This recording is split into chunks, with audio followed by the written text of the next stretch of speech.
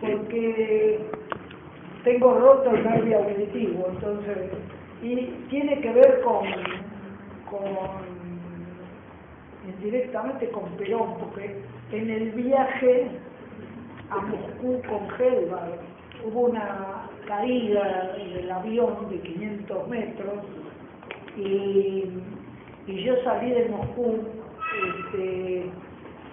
con fiebre, cosa que en esa época no se podía porque te internaban. En esa época no podía salir con fiebre. Y bueno, entonces yo me metí en el avión igual, no dije nada, y cuando llegué, estaba que no soportaba más lo del oído, y el médico me dijo, mira, olvídate, pero no te arreglo. Pero nunca supe por qué. Bueno, la cosa es que es por eso, porque no le pasó a los demás porque el que tenía fiebre era yo. Y parece que hay casos que se puede producir una ruptura del nervio auditivo y ahí no hay tutía porque no podés usar nada. Yo tengo un aparato, no lo tengo acá. Pero es muy complicado porque yo lo que necesito es que el que habla hable cerca. Entonces es un micrófono que le tengo que dar a cada uno, que en medio, ¿viste? En general la gente se frena con el micrófono, así que prefiero, en todo caso, los que están más cerca que me... Bueno, entonces vamos al tema de la crisis. Bueno, el tema de la crisis, la crisis internacional, tiene un significado muy grande porque es crisis en el capitalismo son frecuentes, pero esta crisis es una gran crisis.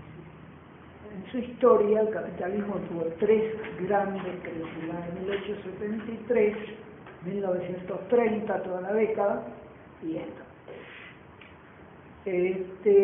Las otras ni se le comparan, y esta, como vamos a ver, no tiene un horizonte de salida. No por eso, digamos, es decir, hay que ver siempre la crisis no cómo termina, sino cómo se desenvuelve. Lo que quiero decir es que lo que prefigura esta crisis es un cambio que no es una vuelta al pasado nunca, es otra cosa de todo. Y la fecha de inicio es 2009.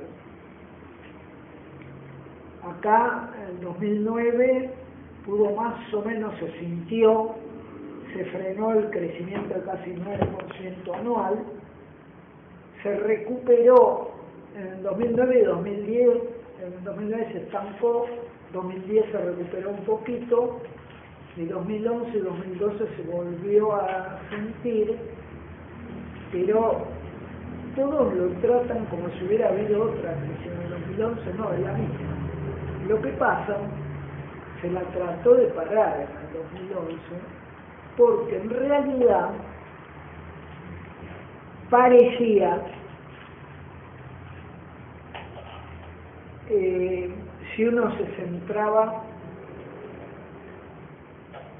en la economía nacional, que era una cosa que podía, digamos, de alguna manera superarse, ¿no? Pero es de tal magnitud que no. Entonces, hoy muchos se preguntan si el modelo famoso de Cristina es el mismo que el de Néstor. Y bueno, en realidad es el mismo en cuanto a los fundamentos. Lo que pasa es que el periodo de Néstor fue un periodo de expansión mundial. Y el periodo de Cristina es el periodo de la crisis.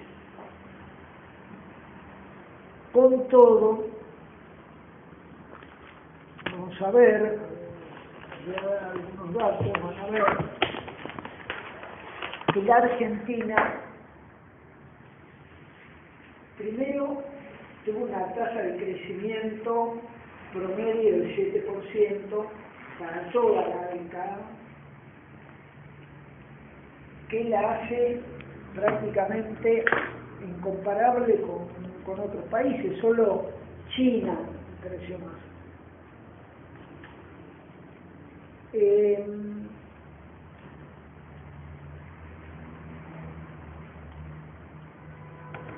Pero lo que les voy a explicar es el mecanismo, por qué la crisis capitalista.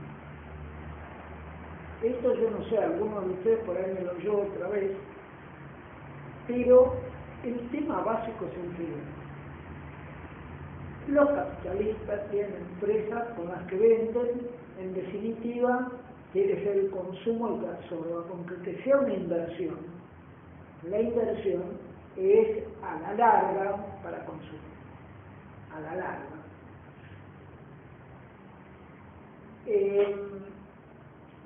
Quiero decir que si aumenta la capacidad de acumulación, te va a aumentar la capacidad de consumo.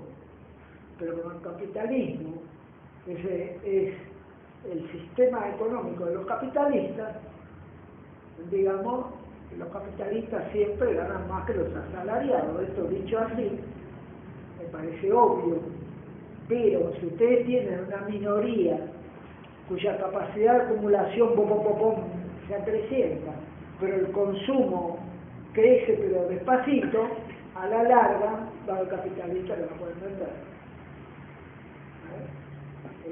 Pero de una lógica implacable. Pero esa es el capitalismo. Por eso las crisis son inherentes al capitalismo. Porque en tanto los capitalistas acumulen más que los demás, pues nunca van a tener la capacidad de vender todo lo que acumulan. ¿Esto está claro? Ahora bien, entonces, ¿qué pasa? Cuando hay crisis, los capitalistas que se ven afectados tienen que pedir préstamo, porque tienen que renovar el capital, mejorar todo. Entonces, se endeudan. Y claro, como se satura la acumulación de capital, no hay otro lugar que se haga rentable en la medida en que lo era hasta ese entonces. Los capitalistas vieron, siempre la vieron, pero la perspectiva de acumular en las finanzas. Porque entonces yo tengo un banco y le presto a los demás. Cuanto más crisis haya, el banco más va a cobrar. Pero ¿qué pasa? Esto también tiene un límite. Porque cuanto más crisis haya, más crédito se da, pero a la vez menos se puede recoger, a la larga el crédito no se puede pagar. La crisis que atravesamos es una gran crisis de deuda, por la cual no se puede pagar, pero no se puede pagar por esta lógica. Primero, porque la acumulación capitalista, hay una sobreacumulación con respecto a lo que puede absorber el consumo. Y hay una recontra sobreacumulación financiera con respecto a lo que puede absorber la acumulación capitalista productiva y el consumo. ¿Por qué? Porque se expandió, porque en la acumulación capitalista hay un límite que se ve, que es que cuando el consumo no da, el tipo que no puede vender dice, bueno, ¿qué hago? Pero el otro que da crédito, los que toman crédito no tienen tan cerca ese límite. Entonces, cuando lo tienen, es siempre porque se presenta de una manera dramática. No pueden pagar. Claro que a los capitalistas que prestan se les fue la mano, porque entre una y otra cosa, justamente en el año en que empezó la crisis,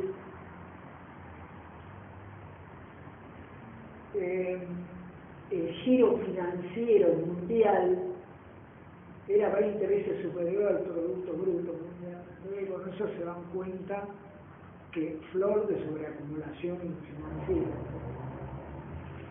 Entonces, claro, esta sobreacumulación financiera implica imposibilidad de pago. ¿A quién no le pueden pagar? A los bancos.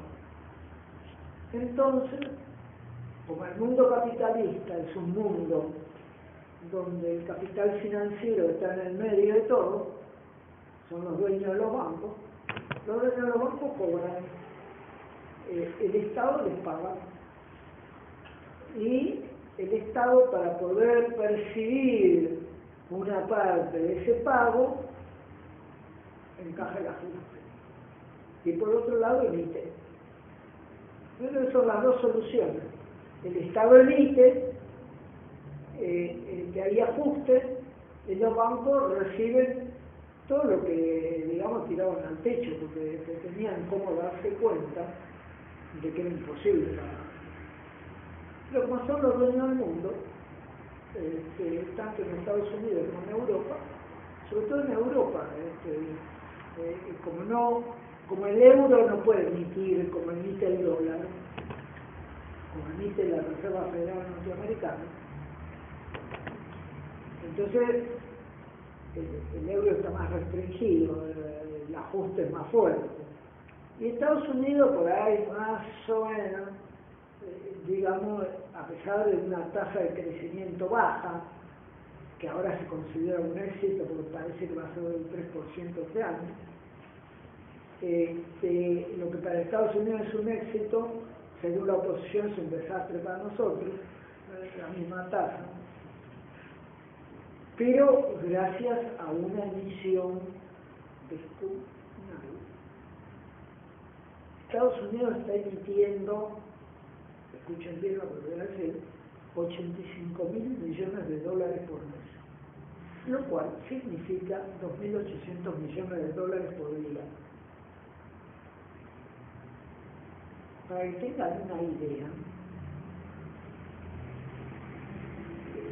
el gobierno nacional, Cristina, trata de hacer un esfuerzo frente a la caída de la crisis mundial para las exportaciones y todo, porque los mercados se restringen, emite también.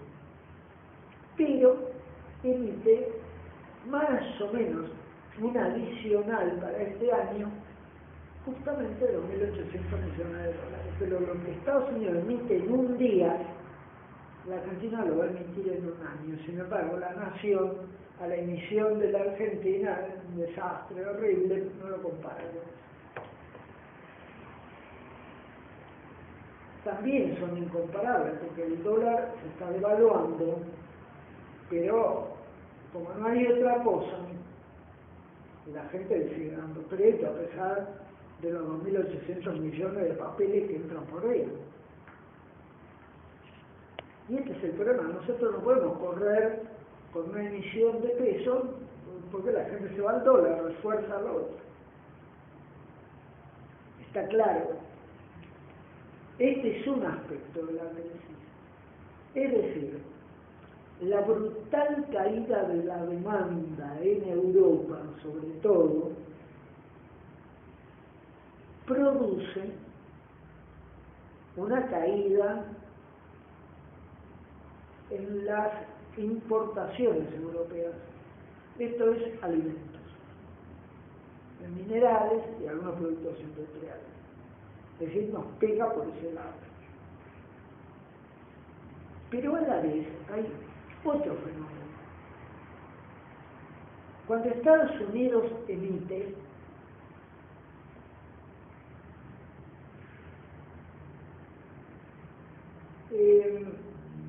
hay una masa de dólares que entra en todo el país. El caso típico, Brasil. China también, pero de otra manera. Ahora después vamos a ver el caso de China. El caso de Brasil entra aproximadamente 50.000 millones de dólares por año. Estos 50.000 millones de dólares por año le dieron a Brasil un mayor respaldo que tuvo la Argentina. Pero a la vez, ¿qué pasó? trae 50.000 millones de dólares a Brasil, revaluó el real, nosotros no podíamos devaluar, porque la industria argentina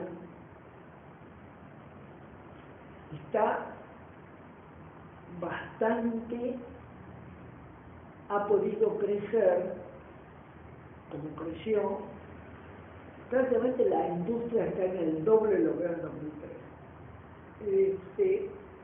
Creció precisamente porque hay una parte esencial de la industria, después vamos a ver por qué, que está en Brasil. Es decir, la industria automotriz argentina es una industria mundial. Entonces, Brasil, México y Argentina son los grandes núcleos de producción en América Latina. Y eso, si bien nos cuesta, porque tiene un saldo deficitario la industria automotriz, pero es la que le da cuerda a muchas industrias proveedoras. Es un elemento del desarrollo de las demás industrias. Entonces nosotros no podemos perder esa articulación, porque lo que necesitamos es industrializar. Y entonces esa necesidad hizo, como la Argentina no favorece el ingreso de dólares por la política económica que tiene, no se